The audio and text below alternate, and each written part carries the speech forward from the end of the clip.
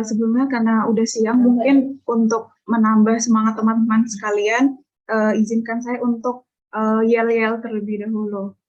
Mungkin Geomatika ITS, satu bumi, satu langit, satu ideal. Assalamualaikum warahmatullahi wabarakatuh. Selamat siang Bapak Ibu semuanya. Yang terhormat Profesor Dr. Oki Karnarajasa, selaku Kepala Organisasi Riset Kebumian dan Maritim yang sudah membuka acara pada pagi hari ini. Yang terhormat Dr. Susilo selaku Kapusris Geospasial. Yang terhormat Bapak Ibu jajaran Direktorat Manajemen Talenta BRIN. Yang terhormat Bapak Hartanto Sanjaya selaku pembimbing kerja praktek dari instansi. Yang terhormat Bapak dosen pembimbing kerja praktik dari Teknik Geomatika ITS, Profesor Dr. Bangun Mulyo Sukojo, Dr. Ing Teguh Haryanto, Bapak Lalu Muhammad Jailani ST MSc PSD, yang terhormat Dr. Agustan, serta Bapak Ibu staf dari Pusat Riset Geospasial, yang terhormat Bapak Ibu dari dosen MBKM, serta hadirin yang berbahagia. Di sini, kami dari mahasiswa kerja praktek dari Teknik Geomatika ITS akan mempresentasikan hasil kinerja kami selama menjalani kerja praktek di BRIN. Sebelumnya, izinkanlah saya untuk memperkenalkan tim dari kami terlebih dahulu. Di sini, kami terdiri dari 3 tim. Yang pertama ada tim SPOT dengan anggota Ghea Siva Uljana dan Erika Azhara, di bawah dosen pembimbing yaitu Bapak Teguh Haryanto. Untuk tim yang kedua, yaitu tim Quickbird dengan anggota Nur Aini dan Nuria Ramadhania dengan dosen pembimbing Bapak Bangun Mulyo Sukojo. Dan tim yang ketiga, yaitu Amalia Putri Rifani dan Megi Fareja dengan dosen pembimbing Bapak Lalu Muhammad Jailani. Di sini kami di bawah bimbingan Bapak Hartanto Sanjaya. Selanjutnya, dalam presentasi kali ini, kami akan membagi menjadi 2 bahasan. Yang pertama, kami akan menceritakan pengalaman kerja praktek kami selama di BRIN, dan yang kedua, akan dipaparkan mengenai penelitian dari tiap tim.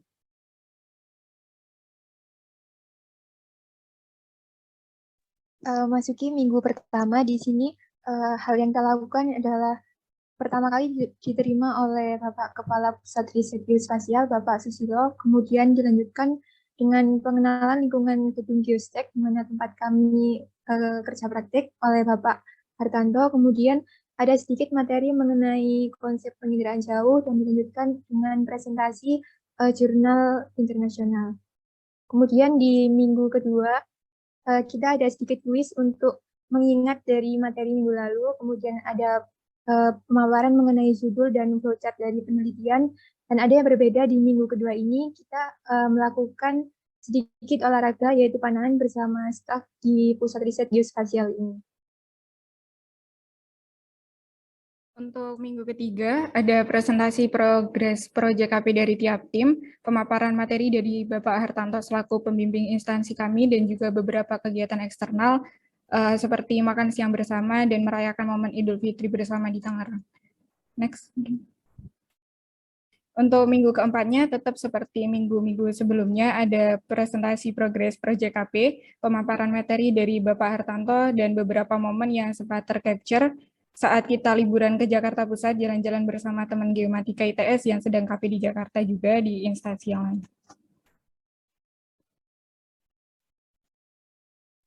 Baik, pada minggu kelima kami melakukan presentasi dan juga evaluasi pengerjaan kami serta berbincang dengan Bapak Sumarjana dan melakukan proses fiksasi penelitian kami untuk paper IEEE. Dan next.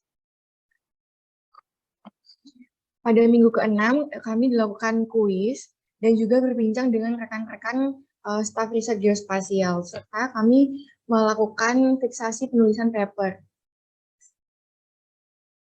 Nah, ini merupakan target yang kami capai. Yang pertama melakukan submit IEEE August, dan yang kedua itu laporan akhir kerja praktik, di mana kami melakukannya pada minggu ke-7 dan ke-8. Berikut ini merupakan penelitian dari tim yang pertama.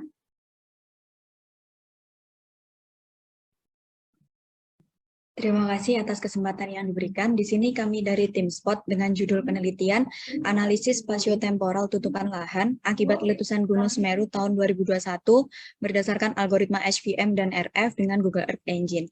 Tujuan dari penelitian ini yaitu untuk mengetahui algoritma yang paling baik dari random forest dan support vector machine atau SVM dalam pemetaan perubahan tutupan lahan pada wilayah yang terdampak erupsi Gunung Semeru tahun 2021. Untuk metodologi yang digunakan pada penelitian ini, yang pertama yaitu lokasi penelitian, di mana di sini terdiri dari 4 kecamatan yang ada di Kabupaten Lumajang dan 9 kecamatan yang ada di Kabupaten Malang. Nah, data tersebut diperoleh dari data BNPB. Data yang digunakan dalam penelitian ini yaitu menggunakan Citra Landsat 8 dari USGS dan peta rawasan kawan bencana dari BNPB. Untuk perangkat lunak yang digunakan yaitu menggunakan Google Earth Engine, ArcGIS, Sublime Text, dan GitHub. Untuk diagram alir penelitian dalam penelitian ini, yang pertama kami membagi citra menjadi 3 periode. Periode yang pertama yaitu pada bulan Desember 2020 sampai Mei 2021. Untuk periode yang kedua yaitu Juni 2021 sampai November 2021. Dan periode yang ketiga yaitu Desember 2021 sampai Mei 2022. Setelah itu dilakukan filtering dan cloud masking, kemudian dilakukan pembuatan training sampel, kemudian dilakukan klasifikasi dengan menggunakan metode RF dan metode SVM. Kemudian dari masing-masing metode dilakukan band stacking, yaitu dengan menambahkan indices MNDVI, MNDWI, dan SR. Nah, setelah itu dilakukan uji korelasi atau uji akurasi, di mana di sini kami akan mendapat nilai OA atau overall akurasi dan nilai kappa. Nah, setelah itu dilakukan pembuatan script pada Google Earth Engine Apps, dan lalu akhirnya akan dibuat visualisasi dengan menggunakan website. Next. Nah, ini merupakan hasil pengolahan dari tutupan lahan dengan menggunakan algoritma RF dan SVM dengan menggunakan band stacking. Jadi ini merupakan hasil ketika ditambahkan band stacking indices yang telah disebutkan di awal tadi dari kedua metode. Next.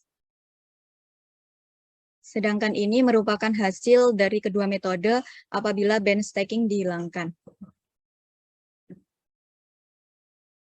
Nah, selanjutnya setelah melakukan pengolahan, kami juga melakukan uji akurasi, di mana pada uji akurasi yang telah dilakukan pada metode random forest, setelah dilakukan band stacking mengalami penurunan nilai OA dan kappa, tetapi penurunan tersebut tidak terlalu jauh. Hal tersebut bisa terjadi karena pada metode random forest, konsepnya itu menggabungkan banyak batas linier dalam pengambilan keputusan, serta tidak terpengaruh dengan parameter-parameter lainnya. Jadi ketika dilakukan band stacking, pengaruhnya terhadap hasil itu hanya sedikit. Nah, berbanding terbalik dengan metode SVM, di mana sebelum dilakukan band stacking, nilai dari OA dan kappa pada metode ini cukup rendah dan masih di bawah syarat ketelitian. Hal tersebut dapat terjadi karena metode SVM bekerja dengan algoritma linear, sehingga lebih baik jika menggunakan data dengan jumlah sedikit. Sedangkan pada penelitian kali ini, kami menggunakan data yang cukup banyak, yaitu 5 kelas tutupan lahan. Nah, selanjutnya setelah dilakukan band stacking, nilai dari OA dan kappa pada metode SVM ini mengalami kenaikan yang cukup signifikan. Hal tersebut dapat terjadi karena metode SVM cukup sensitif terhadap hiperparameter, sehingga mengalami kenaikan nilai. Selanjutnya, untuk melihat lebih jauh perbedaan ataupun perubahan dari kelas tutupan lahannya, maka dipilih area of interest yang berada di sebelah kanan bawah dari puncak Gunung Semeru. Di sini dari masing-masing metode terlihat bahwa kelas tutupan lahan terbuka menjadi lebih banyak pada periode setelah letusan. Dapat dilihat pada grafik di sebelah kanan mengalami peningkatan pada kelas lahan terbuka tersebut. Sedangkan untuk perbandingan hasil dari kedua metode, secara garis besar pola kelas tutupan lahannya relatif sama. Namun pada metode SVM terdapat piksel yang terkelaskan menjadi bangunan, padahal piksel tersebut merupakan lahan terbuka.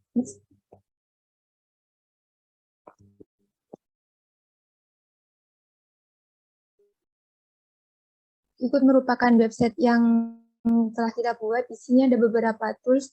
Yang pertama ada introduction yang berisi tentang latar belakang dari penelitian, kemudian ada metode, Dari metode yang kita gunakan ada RF dan SPM, kemudian ada project dengan menambahkan indices ataupun tanpa indices dan visualisasi dari masing-masing metodenya.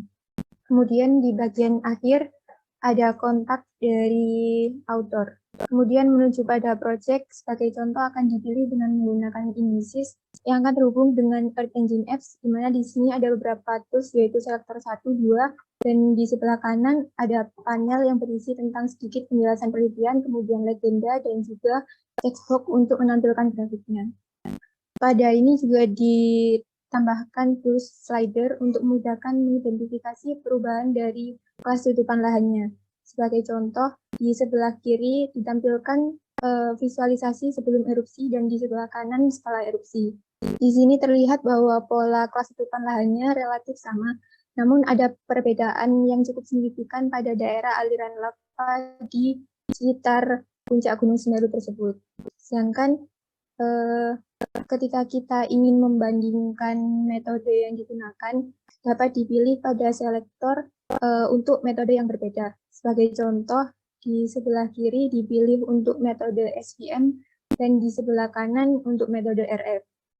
Dengan menggunakan tool slider ini dapat juga memudahkan kita melihat perbedaan antara kedua metode tersebut.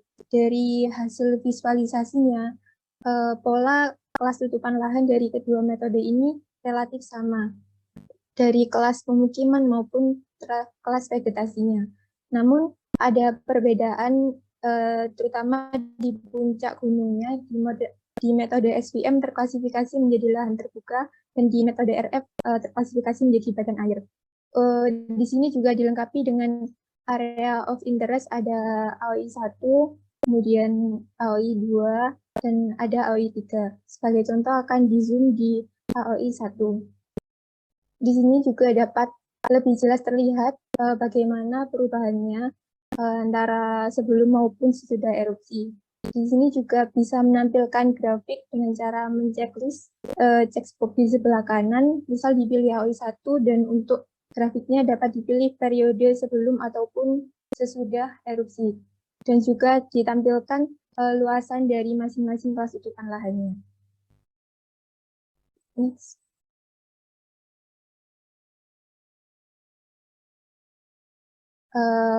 Kesimpulan dari penelitian ini yaitu pada penelitian penutupan perubahan lahan akibat erupsi Gunung Semeru didapatkan hasil algoritma RF lebih baik dibandingkan algoritma SPM. Hal tersebut didasarkan pada nilai OA dan kappa pada algoritma RF yang lebih tinggi dibandingkan pada algoritma SPM.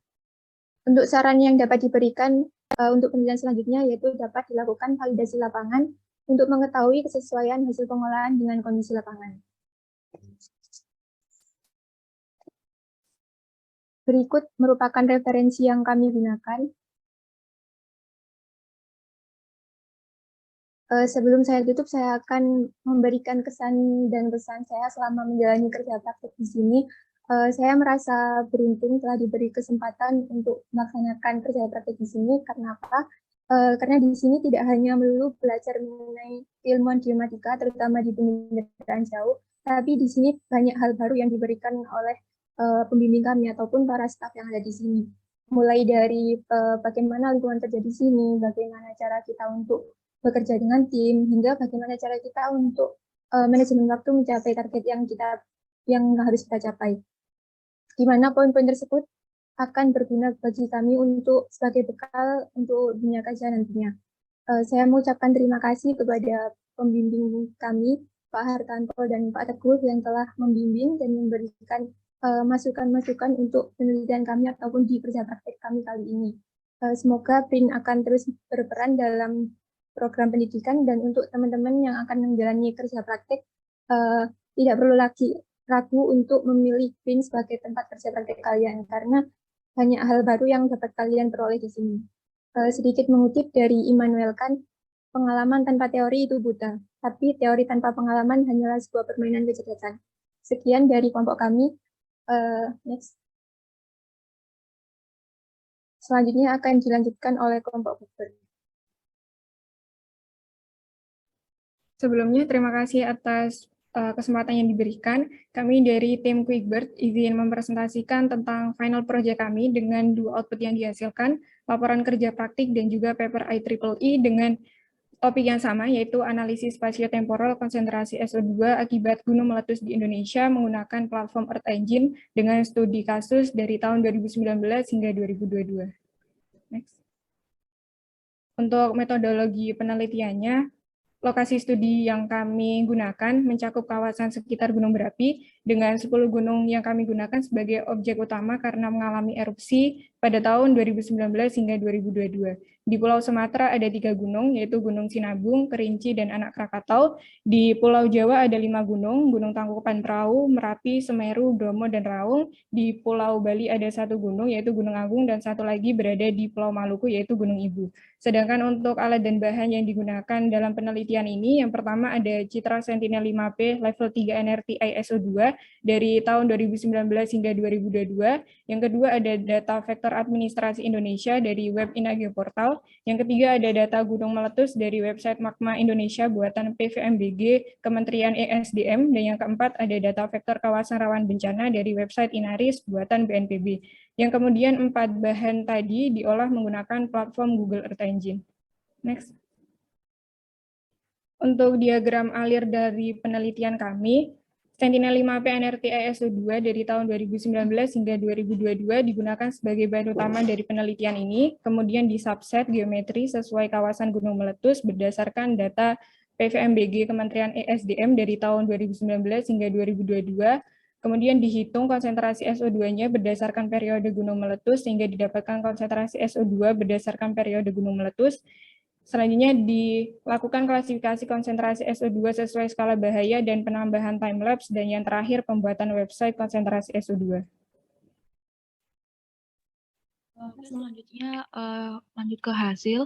Di sini kami menampilkan ada 3 peta, yaitu peta sebelum terjadinya letusan, ketika letusan, dan pasca letusan. Nah, untuk sebagai contoh ini untuk Gunung Kerinci ini konsentrasi SO2-nya berada pada rentang min 0,009 mol per meter persegi hingga 0,0009 mol per meter persegi.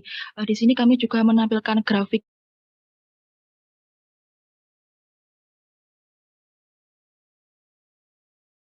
ada, kami juga melakukan uji validasi dengan data BMKG seperti temperatur udara, kelembapan, curah hujan, dan juga kecepatan angin.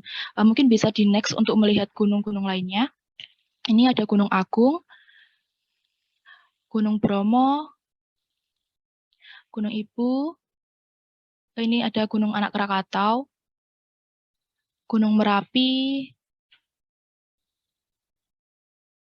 Gunung Raung, Gunung Sinabung, ini Gunung Tangkuban Perahu, dan juga Gunung Semeru. Nah, berdasarkan dari 10 gunung yang telah kami lakukan perhitungan SO2-nya ini, nilai konsentrasi SO2 ini cenderung meningkat sekitar 0,0005 mol per meter persegi hingga 0,001 mol per meter persegi di periode minggu terjadinya letusan. Nah, namun kalau dilihat dari visualnya ini memang nilai konsentrasi SO2 tertinggi yang berwarna merah itu tidak berada di pusat gunung berapinya. Nah, kami menyimpulkan bahwa hal itu disebabkan karena persebaran sulfur dioksida ini dipengaruhi oleh arah dan juga kecepatan angin. Nah, selain itu, untuk daerah yang berwarna merah ini bisa saja terdapat area atau aktivitas manusia yang menghasilkan sulfur dioksida yang cukup tinggi. Juga berdasarkan validasi data lingkungan BMKG ini, didapatkan bahwa nilai konsentrasi SO2 ini sebagian besar memiliki korelasi positif terhadap temperatur udara dan berkorelasi negatif terhadap kelembapan. Next. Nah, untuk memudahkan pengguna dalam melihat atau memahami konsentrasi SO2 akibat letusan gunung berapi ini, kita membuat website, sebuah website mengenai pemantauan sulfur dioksida yang dapat diakses melalui laman nurainikopi.github.io/SO2 concentration. Mungkin bisa di next. Nah, berikut demo mengenai cara mengakses webnya. Bisa diketikkan lamannya seperti berikut. Nah, maka langsung terhubung dengan websitenya. Ada 3 menu utama, yaitu data and equipment, project, dan kontak. Untuk data envelop ini ditampilkan mengenai penjelasan website, Sentinel-5P, dan juga sulfur dioksida. Selanjutnya juga ini gambar mengenai 10 gunung yang kami lakukan penelitian konsentrasi SO2-nya, dan juga rinciannya di setiap pulau. Selanjutnya masuk ke project. Nah, di sini kami menampilkan ada 10 gunung dari Bromo, Agung, Kerinci, dan lain-lainnya. Mungkin bisa diklik salah satu gunungnya, nanti otomatis akan terhubung dengan GEFs yang telah kami buat. Nah, tampilannya seperti ini. Yang sebelah kanan ini merupakan keterangannya. Ini sebagai contoh Gunung Agung. Jadi Gunung Agung itu terjadi puncak letusan pada tanggal 31 Mei 2019, tepatnya pada layar WIG 16. Nah, kita dapat mencentang pada layar 16 untuk melihat konsentrasi SO2-nya. Nah, seperti berikut. Nah, di sini juga ada time-lapse-nya pada periode mingguan, dan juga deskripsi untuk keterangan sehat, cukup tidak sehat, dan sangat tidak sehat, dengan rincian pada legenda sebelah kiri. Ini juga bisa dilakukan zoom in dan zoom out. Oke. So,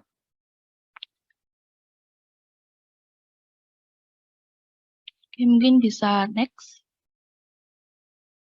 Nah, ini ada kemarin ada breaking news bahwa terjadi 7 kali erupsi Gunung Anak Krakatau sejak Selasa 2 Agustus hingga Rabu 3 Agustus. Nah, ini kami juga sudah berhasil untuk menampilkan peta konsentrasi SO2-nya. Bisa dilihat pada website yang tadi telah dijelaskan. Next. Nah, masuk kesimpulan. Kesimpulan pertama ini, konsentrasi SO2 mengalami peningkatan ketika terjadi erupsi gunung berapi akibat kandungan polutan yang dibawa oleh abu vulkanik. Persebaran SO2 ini dapat dideteksi melalui citra satelit Sentinel-5P NRTI seperti yang telah kami lakukan pada penelitian ini. Nah, selanjutnya, berdasarkan uji validasi data lingkungan BMKG ini, didapatkan hasil bahwa konsentrasi SO2 ini cenderung memiliki korelasi positif terhadap temperatur udara dan berkorelasi negatif terhadap kelembapan. Yang terakhir, ada pembuatan website konsentrasi SO2 secara spasio-temporal menggunakan data yang telah tervalidasi sebagai platform publik yang terhubung dengan GEFs, mempermudah masyarakat untuk mengetahui bagaimana persebaran SO2 akibat letusan gunung api di Indonesia. Nah, selanjutnya ini kami juga memberikan sedikit saran untuk penelitian yang akan dilakukan selanjutnya, bahwa diperlukan beberapa referensi dan sumber lain dalam penggunaan GEE sebagai platform olah citra sehingga skrip dapat lebih ringkas dan program dapat dijalankan dengan cepat dan tidak menunggu lama. Nah, selain itu juga perlu dilakukan validasi lapangan mengenai sekitar kawasan yang berpotensi menambah konsentrasi sulfur dioksida selain letusan gunung api, misalnya adanya pabrik atau aktivitas manusia yang lainnya. Oke, next. Nah, berikut referensi yang kami gunakan dalam penelitian ini. Next.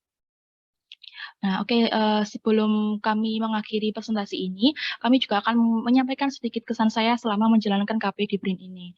Nah, mungkin bagi teman-teman saya yang juga kuliah di geomatika maupun teman-teman lainnya, ini mungkin menganggap bahwa KP di BRIN ini pasti susah, pengolahan citranya harus pakai GEE, nah kerjaannya juga serius terus. Nah, sebenarnya itu nggak seperti itu.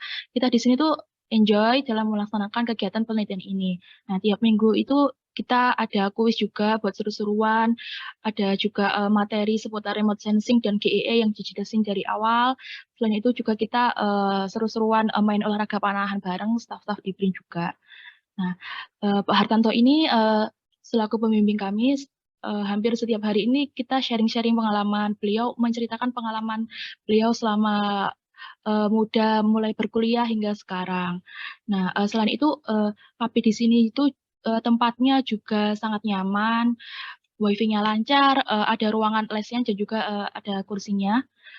Jadi kita di sini selama hampir 2 bulan ini nggak kerasa membosankan gitu. Oke, sebelum menutup ini yang paling akhir ada quotes dari Albert Einstein mengenai yang berkata bahwa seluruh sains ini tidak lebih dari penyempurnaan pemikiran sehari-hari. Baik, terima kasih. Mungkin bisa langsung lanjut ke penelitian selanjutnya. Baik, selanjutnya kami dari tim ACE dengan judul Pembuatan Aplikasi Pemantauan Perubahan Vegetasi Pulau Kalimantan pada tahun 2000 hingga 2021 menggunakan platform Termit yang berbasis citra satelit MODIS. Berikut terdapat data yang kami gunakan, yakni ada dua. Yang pertama ada citra satelit MODIS, nah direflektan daily, resolusinya 500 meter, dan yang kedua ada data vektor batas Pulau Kalimantan. Selanjutnya ada software yang kami gunakan, di sini semuanya open source, diantaranya terdapat yang pertama Google Earth Engine untuk proses perhitungan MNDVI-nya, lalu yang selanjutnya untuk proses pembuatan web aplikasinya ini menggunakan Anaconda, lalu Google Clouds, lalu GitHub, dan juga WebStreamlit.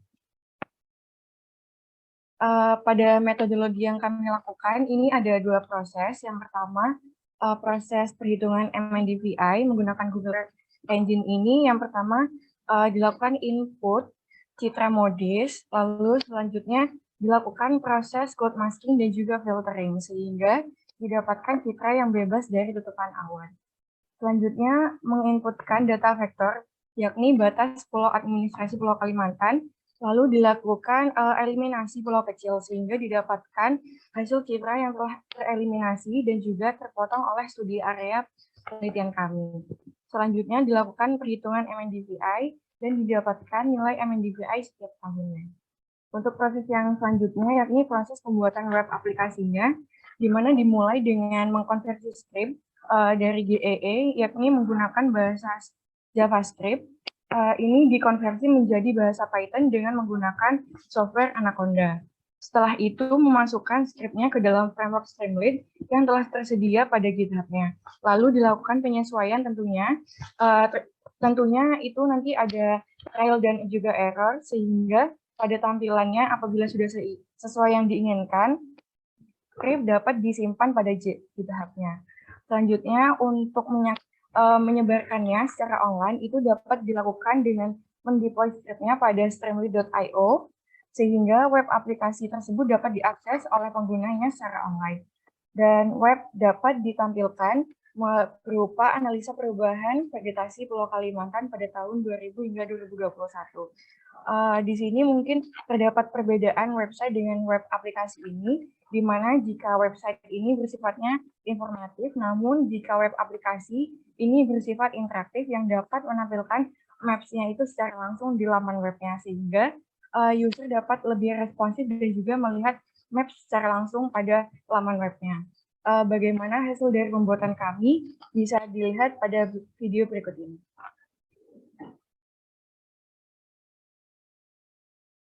Ya, mungkin berikut adalah hasil dari website yang kami buat.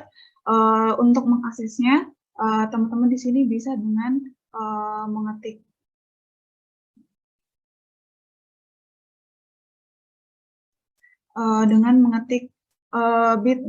bit.ly/Kalimantan Vegetation Change Aid, atau bisa dengan men-scan barcode di sebelah kiri. Nah, berikut adalah tampilan web app-nya. Berikut ada menu pertama dan menu home, berisi latar belakang tentang aplikasi kami. Kemudian menu kedua ada vegetation map. Di sini kami menampilkan citra hasil dari perhitungan MNDVI yang kami lakukan. Nah, tersedia data dari tahun 2000 hingga 2021. Di sini teman-teman bisa mengaktifkan dan juga menonaktifkan layernya juga. Mungkin ketika membuka menu ini akan ada sedikit beberapa waktu untuk mengload citra-citranya. Nah, di sini juga ada penjelasan legendanya dari klasifikasi yang kami buat.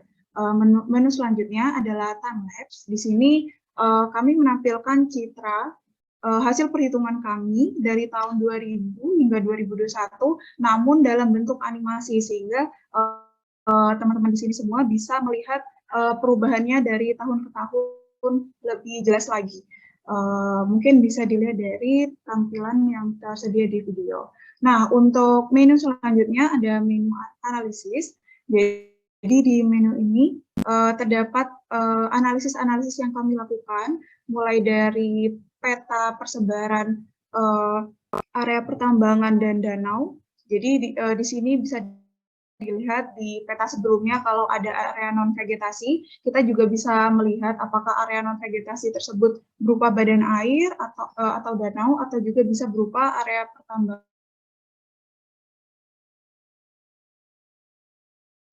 Nah, ketika mengklik akan ada informasinya di bawahnya ada grafik perubahan luas vegetasi, visualisasi area pertambangan dan persebaran perkebunan sawit.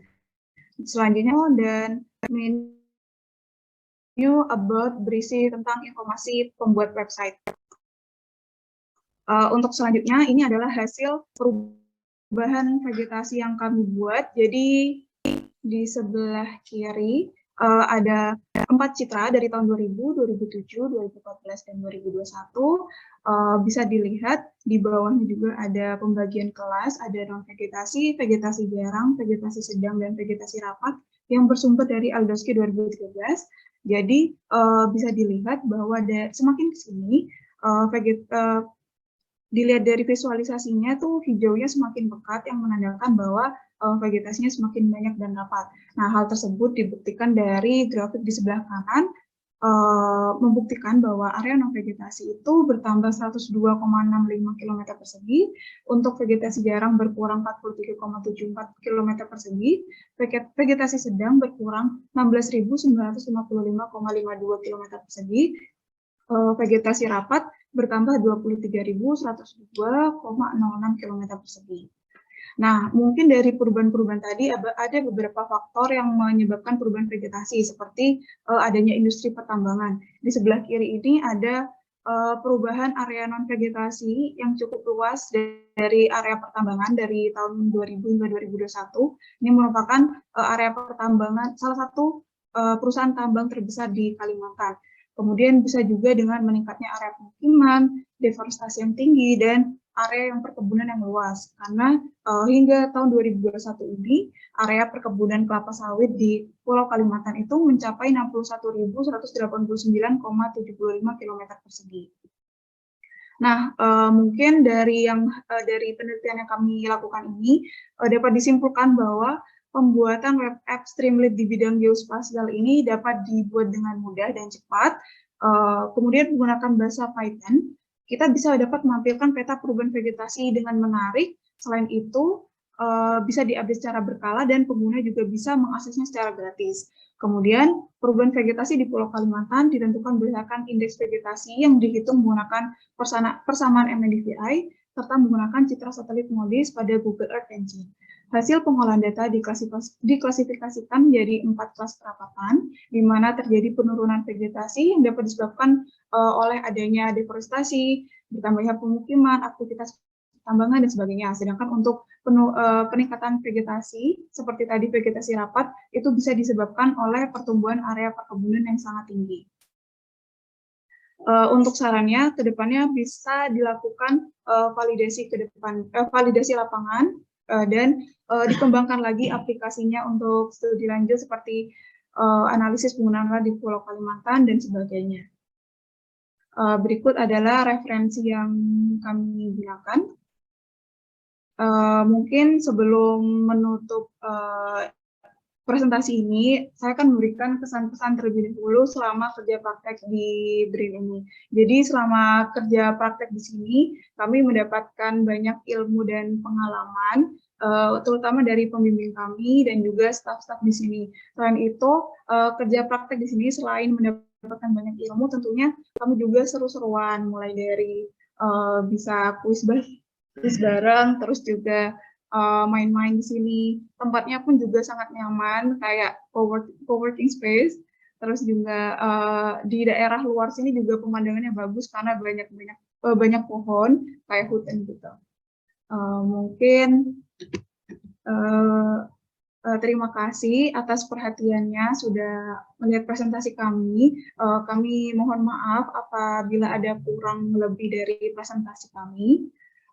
Mungkin ini menutup presentasi kami yang menyemangati kami. Don't panic, everything has to wait until it's hard. Wassalamualaikum warahmatullahi wabarakatuh. Waalaikumsalam warahmatullahi wabarakatuh. Terima kasih tim kerja praktik ya, sudah memaparkan apa yang sudah dialami, dan mudah-mudahan teman-teman di sini yang masih bertahan di ruangan ini bisa mengerti apa yang dilakukan mereka selama di sini ya. Itu yang baik-baik loh, yang jelek-jelek ya diceritain lah. Ya, pasti ada kan suka duka ya, pasti ada. Ya, kalau saya lihat tadi, terutama pada saat lebarannya jauh dari orang tua, itu kan sangat pasti ya, tekanannya cukup kuat juga ya, tapi memang harus kalian alami ya. Baik, sebelum kita meminta Bapak Jailani untuk memberikan tanggapan, saya minta untuk teman-teman lain di sini, kalau ada pertanyaan, silakan. Pertanyaannya kepada yang kepada tim mana atau secara personal disebutkan juga boleh. Silakan. Lutfia, oke silakan. Lutfia, langsung bicara saja. Ya, permisi Pak Hartanto, selamat siang. Apa suara saya terdengar, Pak? Selamat siang. Ya, jelas sekali, silakan. Ya, saya izin bertanya ke kelompoknya Quickbird tadi Pak, yang terdiri dari Feby dan juga Nuria. Jadi pertanyaannya adalah, kenapa tadi melakukan penelitiannya itu studi kasusnya di tahun 2019 sampai dengan 2022? Kenapa kok tidak seperti punyanya Meki dan Putri tadi yang dari 2000, kalau nggak salah dari tahun 2000 sampai 2021? Mungkin itu saja Pak, terima kasih. Oke, terima kasih. Saya langsung jawab aja ya, silakan tadi. Sebelumnya terima kasih atas pertanyaannya.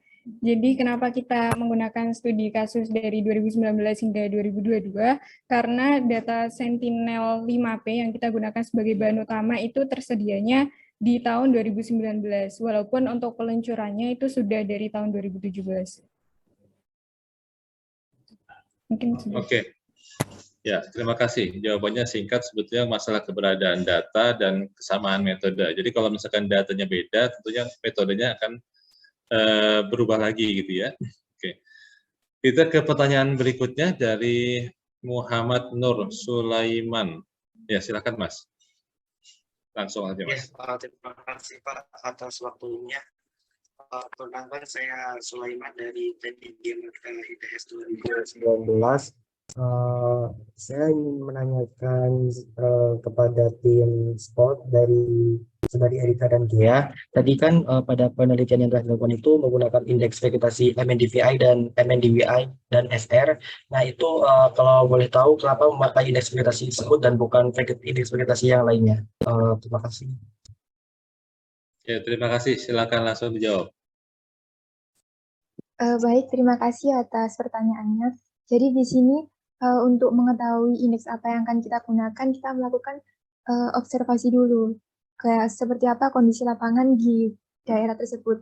Jadi secara kasar kita lihat di Google Earth, pada area studi ini merupakan daerah yang cukup banyak area vegetasinya dan ada beberapa pemukiman dan badan air.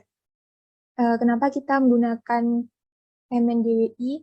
Itu karena untuk mengetahui perbedaan yang mendasar antara daratan dengan air. Dan untuk indeks dari MNDVI sama SR untuk mengetahui tingkat kerapatan dari vegetasi di area tersebut. Mungkin seperti itu. Baik, terima kasih. Ada lagi yang mau tanyakan? Satu pertanyaan lagi.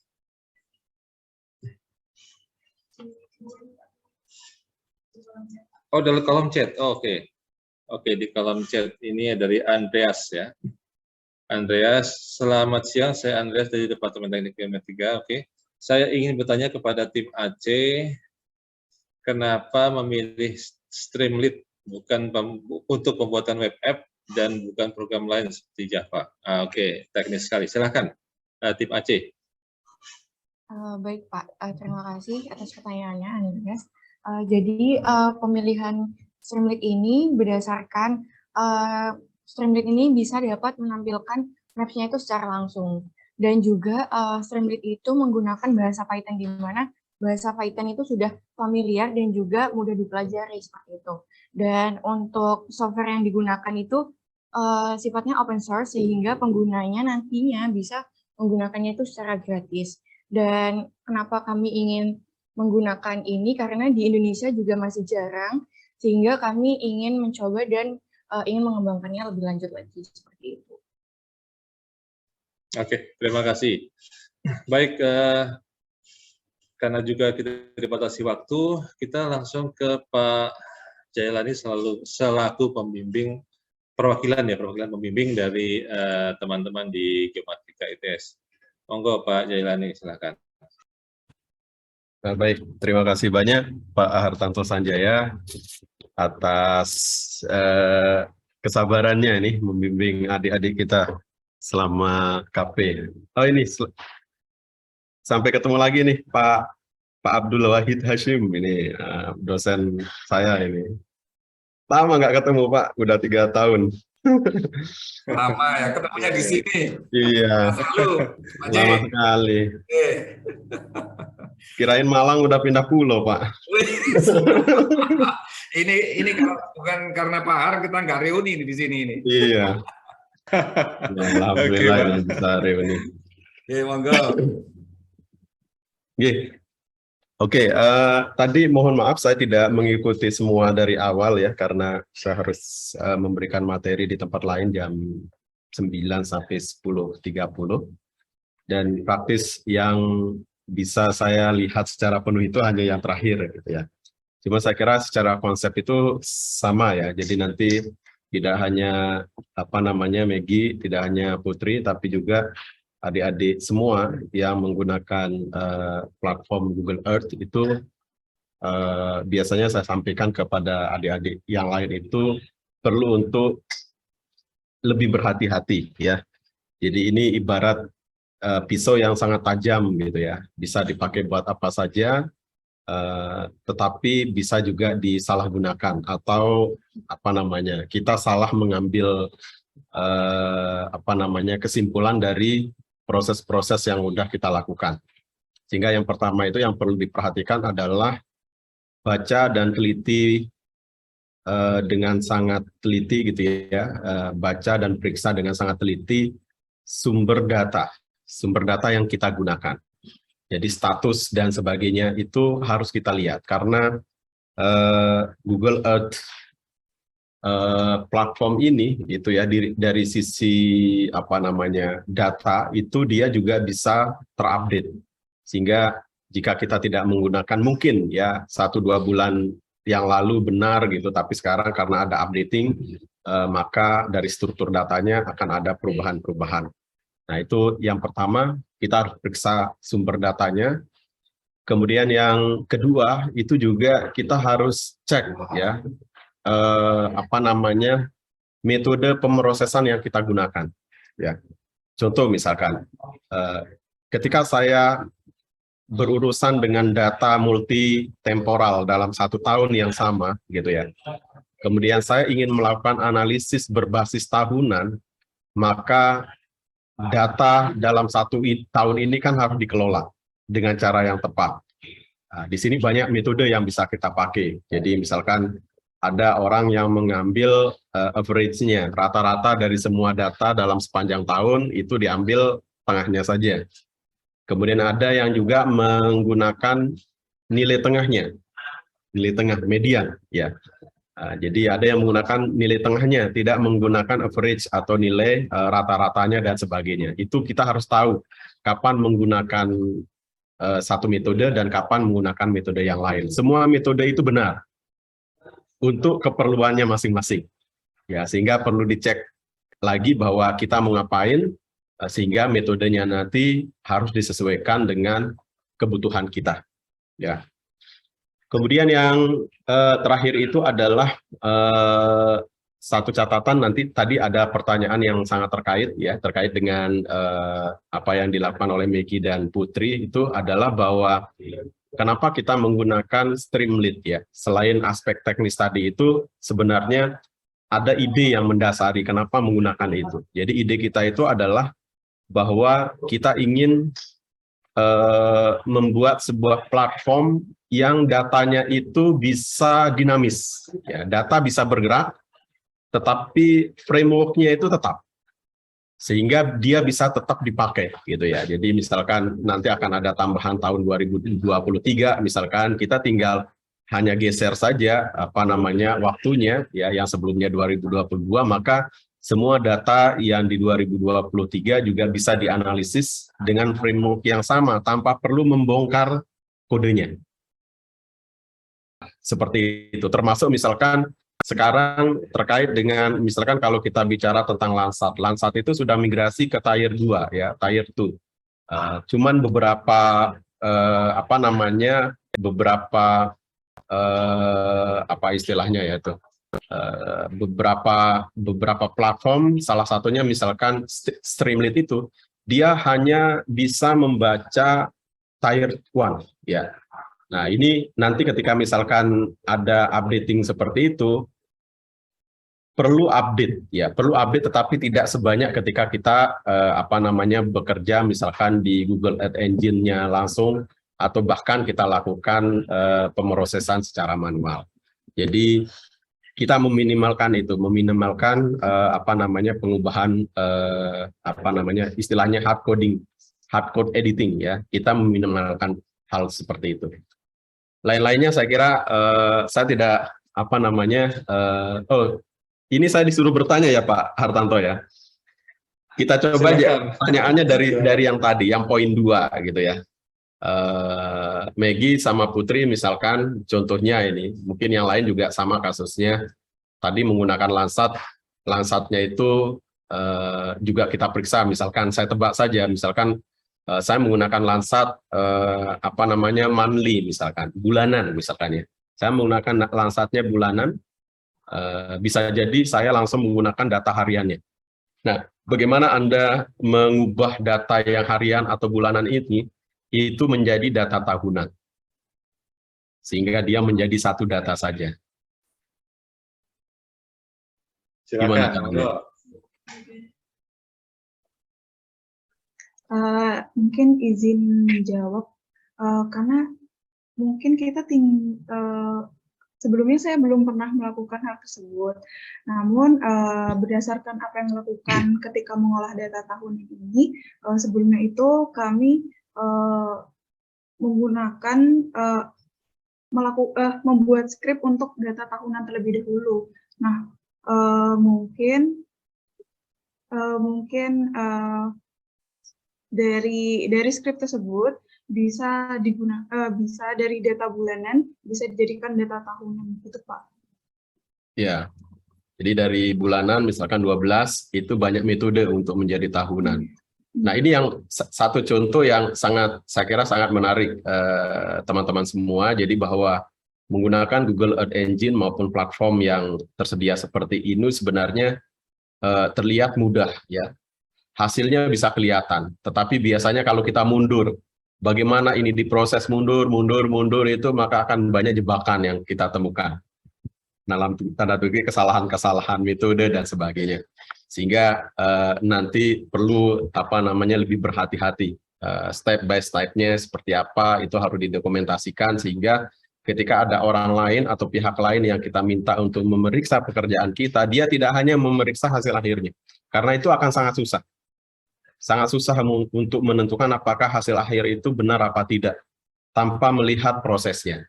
Nah, kalau Anda punya documentation di setiap tahap ini, itu akan menarik. Akan memudahkan orang untuk ngecek, oh ada yang salah, misalkan di proses A, ada salah di proses B, maka dia cepat untuk menemukan itu. Begitu, dibanding disuruh membaca kodenya sendiri, walaupun beberapa kawan yang sudah pengalaman gitu ya, dia cukup scanning apa namanya kodenya itu dia bisa temukan gitu ya, beberapa kesalahan-kesalahan seperti itu. Termasuk misalkan yang sangat sederhana sekali, misalkan contoh itu misalkan ada algoritma misalkan NDVI. NDVI ini kan rumusnya sederhana sebenarnya ya, sederhana, tetapi variabel yang dipakai untuk memproses rumus itu bisa saja berbeda. Ada orang yang ngambil langsung digital number-nya, ada orang yang mengambil TOE radiannya, ada yang mengambil TOE reflektannya. Ada orang yang menggunakan BOA atau surface radian. Ada orang yang menggunakan surface reflektan dan sebagainya. Nah, ini juga rumusnya benar, tetapi ketika inputnya salah, DN, rho, L dan sebagainya, TUE maupun BOA itu dia hasilnya nanti akan berbeda gitu. Itu bisa didalami lah nanti ketika tugas akhir atau skripsi bisa dibongkar pentahapannya seperti apa. Mungkin itu saja Pak Hartanto dan Bapak Ibu semua. Semangat, ini luar biasa, dalam 1 bulan sudah banyak hal yang saya kira dihasilkan ya dari pekerjaannya adik-adik semua. Terima kasih Pak Jalani atas tanggapannya, pertanyaannya, dan dan demikianlah yang dilakukan oleh teman-teman dari ini ya, dari mana? Oh, Pak Teguh masih ada, Pak Teguh? Kalau Pak Teguh, monggo kalau misalkan masih ada di ruangan ini, silakan Pak Teguh. Assalamualaikum Pak Hartanto. Waalaikumsalam warahmatullahi wabarakatuh. Saya sebagai dosen wakil yang ada di jurusan mengucapkan terima kasih Pak Hartanto atas kesempatan yang diberikan oleh anak-anak dalam melaksanakan kerja praktek ini. Memang di dalam kerja praktek ini ada perbedaan yang signifikan kalau kita bandingkan dengan kalau mereka akan melaksanakan tugas akhir nantinya. Tapi ini adalah salah satu yang sudah sangat baik yang bisa mereka lakukan, dan saya terima kasih atas bimbingannya dari Pak Hartanto. Mereka juga bercerita tidak dibimbing secara ilmu saja, tapi juga hal-hal lain yang mereka tidak dapatkan sebetulnya di kampus gitu. Karena di kampus juga waktunya sangat terbatas, tatap muka dengan dosen juga sangat terbatas, dan masing-masing juga sudah memiliki beban yang terlalu besar. Mungkin Pak Hartanto masih bisa meluangkan waktu yang lama, dan tidak menutup kemungkinan juga Pak Hartanto nantinya bisa memberikan ilmunya kepada anak-anak yang ada di kampus nantinya Pak Hartanto. Karena sekarang dunia digital menjadi kita lebih mudah untuk selalu berkomunikasi dan berinteraksi. Mungkin itu aja Pak Hartanto dari saya. Dan sekali lagi saya ucapkan terima kasih dan sampaikan pada teman-teman yang lainnya yang ada di BRIN, salam dari Geomatika ITS. Terima kasih Pak Hartanto. Assalamualaikum warahmatullahi wabarakatuh. Waalaikumsalam warahmatullahi wabarakatuh. Terima kasih Pak Teguh.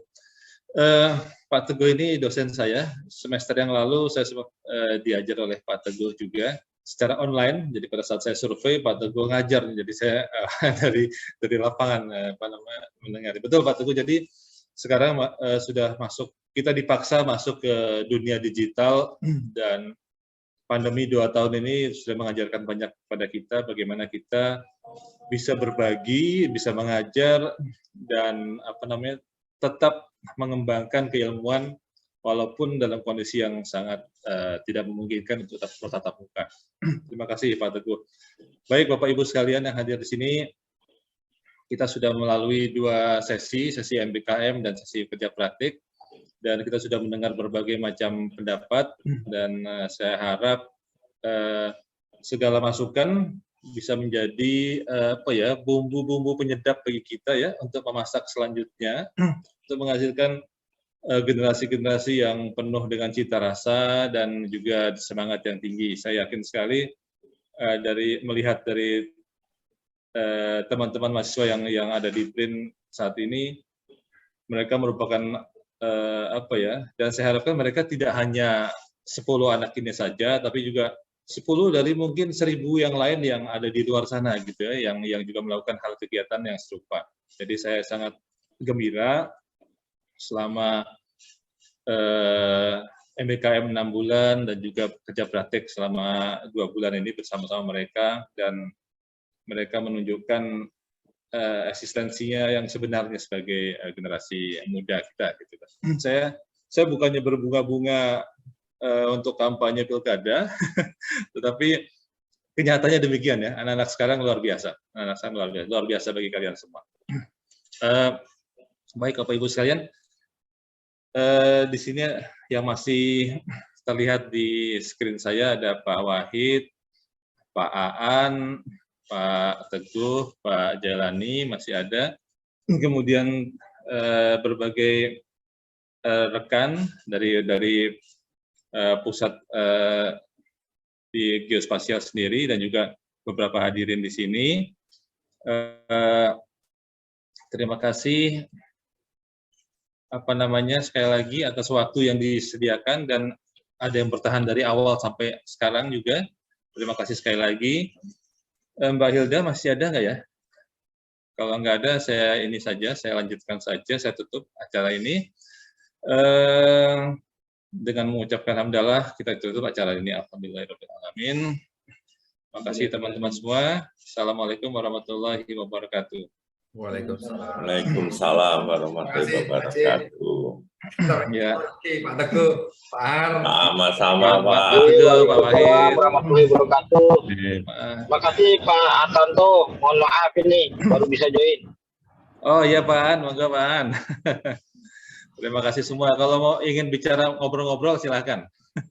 Acara kita sudah selesai. Terima kasih banyak Pak atas waktunya Pak Artanto.